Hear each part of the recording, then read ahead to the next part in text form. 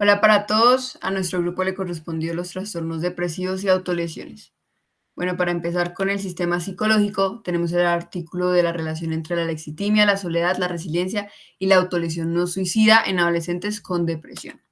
Bueno, el objetivo de este estudio fue establecer el estado actual de la autolesión no suicida, por sus siglas NSSI, en la depresión adolescente y analizar la relación entre la lexitimia, la soledad, la resiliencia y la depresión en adolescentes con NSSI con el fin de dar una base teórica para las intervenciones psicoterapéuticas. Bueno, este estudio constó de pacientes internos y externos de 2 hospitales en China, fueron 2.342 en total, entre ellos más mujeres que hombres, y eran pacientes que cumplían con los criterios diagnósticos del DSM-5 para el episodio depresivo.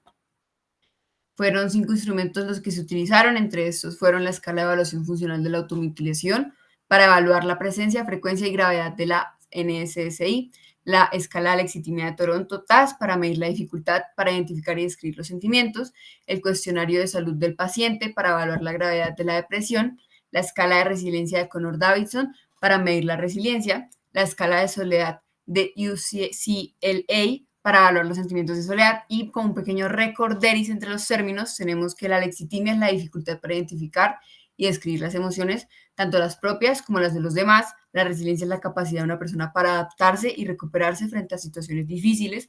La soledad es el sentimiento de estar solo o aislado, independientemente pues de la cantidad de personas que tengamos nosotros alrededor. Y la autolesión no suicida es el acto de hacerse daño a uno mismo de manera intencional, pero sin la intención de suicidarse. Bueno, ya para los resultados de forma descriptiva se encontró que los cortes o arañazos son el método de autolesión más utilizado. En segundo lugar se encuentran los golpes o las bofeteadas y el tercer método de autolesión más utilizado es golpear el puño o la cabeza contra alguna superficie y también morderse deliberadamente. Ya para las correlaciones se encontraron varias, pero los autores destacan que la resiliencia correlacionó negativamente con la depresión, la lexitimia y la soledad, y también hubo una correlación negativa entre la resiliencia y las conductas autolesivas. Por otra parte, la lexitimia correlacionó positivamente con las conductas autolesivas y la soledad también correlacionó positivamente con estas conductas, aunque fueron unas correlaciones un poco moderadas y bajas. Siguiente. Además de eso, se realizó una comparación entre los grupos de adolescentes que practicaban conductas autolesivas y el grupo de adolescentes que reportaron que nunca habían practicado estas conductas o que no los habían realizado en el último año. Y como se puede ver en la tabla, se encontraron diferencias significativas tanto en los niveles de alexitimia, soledad, resiliencia y depresión entre los grupos. Por otra parte, se quería ver cómo todos estos factores protectores o de riesgo podían predecir las conductas autolesivas. Entonces, mediante una regresión logística binaria, se tomó como variable independiente la lexitimia, la soledad, la depresión y la resiliencia, y si esta podía predecir la variable criterio, que son las conductas autolesivas. Y a grandes rasgos se encontró una relación positiva entre la lexitimia, la depresión y las conductas autolesivas, lo que implica que adolescentes con mayores niveles en alexitimia y depresión son más propensos a presentar conductas autolesivas. Ya por otra parte, se encontró una relación negativa entre la resiliencia y las conductas autolesivas, lo que implica que adolescentes pues con mayores puntajes en resiliencia, a pesar de tener un diagnóstico de depresión, pues son más propensos a tener a no tener conductas autolesivas. Siguiente. Y ya aquí se puede ver un modelo que estos autores realizaron y se puede ver cómo es que la lexitimia puede predecir las conductas autolesivas, al igual que la resiliencia también las predice, pero al evaluar la relación o bueno, la interacción entre la alexitimia y la soledad, esta pues tiene un efecto mediador con la resiliencia, lo que a su vez pues la resiliencia también puede predecir las conductas autolesivas.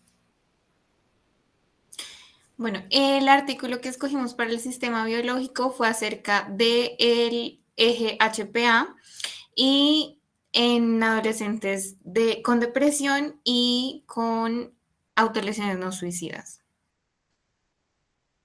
El objetivo era examinar el funcionamiento del sistema de estrés en estos adolescentes y utilizando un enfoque multinivel, es decir, querían observar lo biológico, lo psicológico y como la percepción que tenían los adolescentes. Participaron 162 entre 12 y 19 años, 39 con trastorno depresivo mayor y autolesiones no suicidas, 59 con trastorno depresivo, pero sin los antecedentes de autolesiones y 64 controles saludables. Los instrumentos que se utilizaron fueron la entrevista KSADS para diagnosticar el trastorno depresivo mayor y la presencia de autolesiones e intentos de suicidio. También el inventario de depresión de Beck, y el procedimiento fue tomar 5 muestras de saliva para medir los niveles de cortisol, 4 durante el test de estrés social de Trier y 1 pues antes de este test. En esta versión modificada se trataba de preparar un discurso y una tarea de resta serial con retroalimentación de observadores no familiares. Se registraron tanto las expresiones del estrés observadas por los observadores y las experiencias de estrés que se midieron a través de autocalificaciones de los participantes. Bueno, en cuanto a los resultados de este estudio, revelaron diferencias significativas en la forma en que los grupos procesan el estrés. Los adolescentes con depresión y autolesiones repetidas mostraron niveles de cortisol salival más bajos en comparación con los otros grupos. Esto se evidenció tanto en los valores de cortisol en los diferentes puntos de tiempo de la prueba, tanto como el área bajo la curva y el pico de cortisol. También mostraron una reactividad y una recuperación atenuadas al estrés psicosocial, es decir, una respuesta de cortisol menos pronunciada al inicio y con una recuperación más lenta después del estresor. Por otra parte, en cuanto al estrés expresado, siguiente, los adolescentes con depresión y autolesiones mostraron mayores niveles de estrés expresado durante la prueba en comparación con los controles sanos. Sin embargo, pues no hubo diferencias significativas en el estrés autorreportado entre los grupos. En cuanto a las correlaciones, se encontró una correlación significativa entre el estrés experimentado y el expresado en el grupo control sano y en el que solo tenía depresión, en comparación de las correlaciones entre el pico de cortisol y la expresión del estrés de los adolescentes que tenían depresión y a la vez tenían autolesiones, que sí resultó ser significativo. En este sentido, sugiere como en este grupo una desconexión en la forma en que los adolescentes con autolesiones perciben y expresan su estrés en comparación con los demás. Y también en los análisis exploratorios, los hallazgos más relevantes en cuanto al sexo es que no habían diferencias significativas entre hombres y mujeres, que también la gravedad de las autolesiones, según esto, el patrón era más bajo en las autolesiones que eran más repetidas y más graves en comparación con aquellos con autolesiones menos frecuentes o que no tenían. Y también al controlar factores adicionales se mantuvieron los mismos resultados o las mismas diferencias. Esto es como el coeficiente intelectual, comorbilidades con otras enfermedades, tiempo entre visitas, la duración de la enfermedad y también la influencia de la medicación. Ya para finalizar, pues estos resultados sugirieron que los adolescentes con depresión y autolesiones presentan una respuesta de estrés atípica que se caracteriza por niveles bajos de cortisol y una mayor expresión del estrés, lo que implica una posible desregulación del eje HPA y con una actividad también reducida.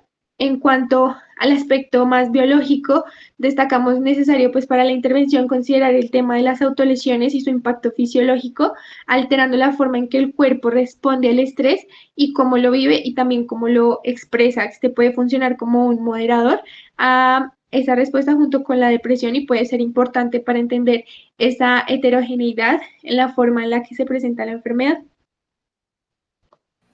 Y bueno, ya otra conclusión grande sobre el sistema psicológico es que hay una interacción compleja entre todos estos factores protectores y de riesgo, por lo tanto la presencia de alguno de estos factores no determina directamente que haya la presencia o no como de conductas autolesivas.